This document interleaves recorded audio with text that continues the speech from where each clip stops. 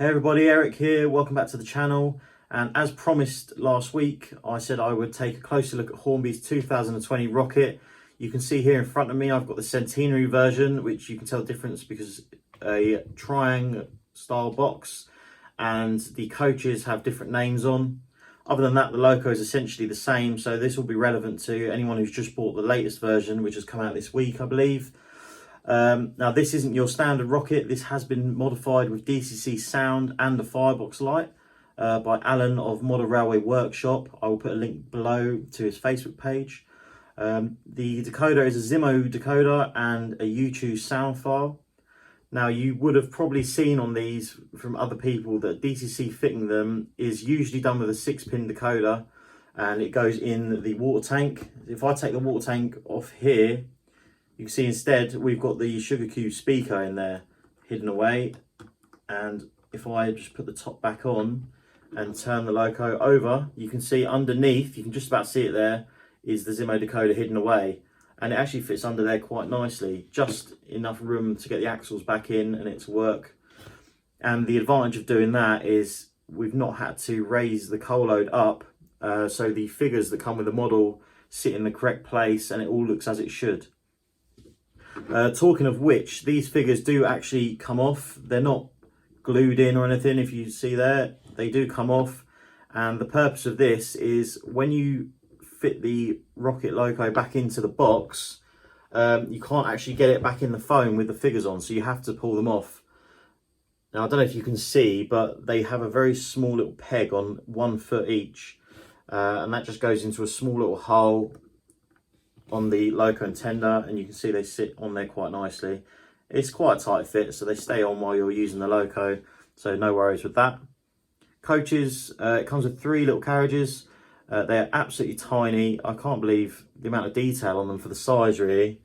Obviously with the size of it, you're not going to get things like sprung buffers, but they do run very nice. The wheels are so free, it's unbelievable. And they do have little moulded seating and lots of separate detail applied, which is remarkable really for the size. The big drawback to these, what I see a lot of people complaining about, is the couplings. They're a chain link coupling sort of style, and getting them actually set up and working together seems to be quite a pain. So I think first things first is try and get that out of the way, get it on the track, and let's see a few shots of it running. So here are the supplied couplings. You can see on the left we've got a shorter version, and on the right a longer version.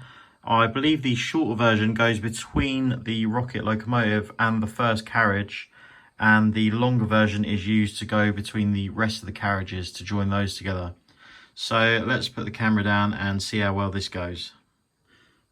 So let's try and get the first coupling on. You can see there I've sat it on the coupling peg on rocket. If I bring the second vehicle along, just sort of try and hook it underneath. A few moments later. It's a bit fiddly, but there you go, there's one. We just got to replicate that on the rest of them. So that is, like I said, that is the short coupling. If I then take a long one, rest that on that coupling hook, like so. Bring the next carriage in, do the same again, scoop it underneath.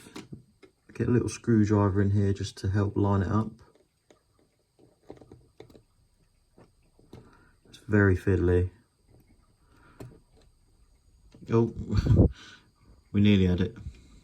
6.5 hours later. There we go, there's 2. To be fair, that might be an easier way actually, just put it on the wagon that you are trying to couple. So if we bring this one in, if I put the coupling hook straight onto this one, and then instead bring this one in this way and then couple it. Oops, nearly. Try and push down it with a screwdriver just to hook it in. There we go. So as you can see there, we are now coupled up.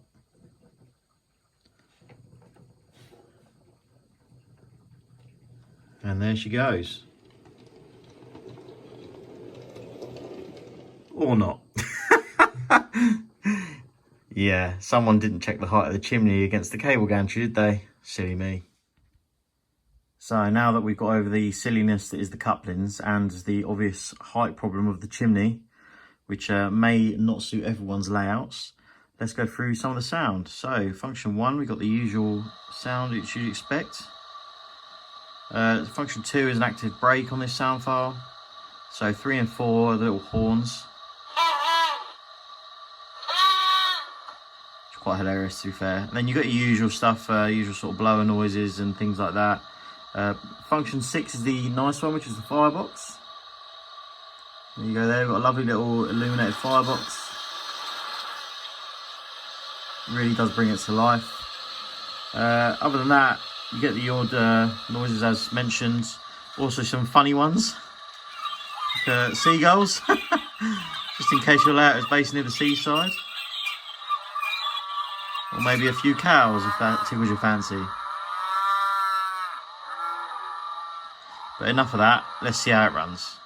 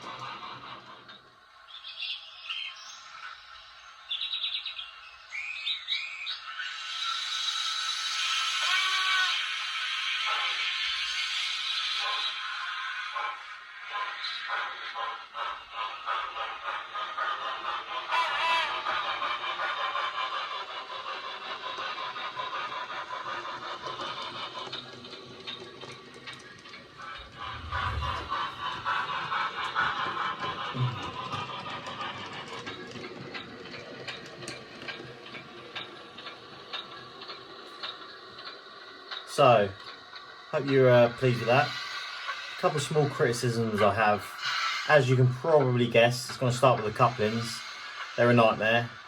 And being very thin plastic, I can't imagine them being too hard to break. It would probably help if the holes in the couplings were very slightly enlarged, because then they would drop over the pins a little easier. Because at the minute you've got to push them down, which doesn't help. Other than that, the other main problem that I've noticed is lack of weight on the loco itself.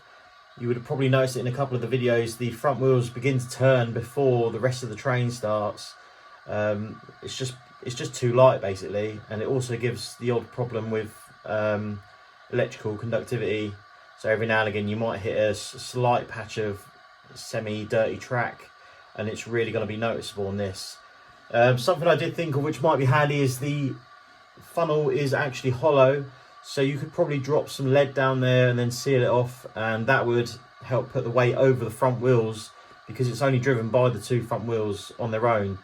That would really help adhesion, and also it would help if you are planning on buying the extra coaches which Hornby have just announced. It's going to be a third class carriage with no roof. And obviously it struggles enough as it is with the standard 3 that it comes with, so the extra weight would really help if you're going to try and pull them as well. Other than that, it's lovely. It's a nice little thing, a great collector's piece.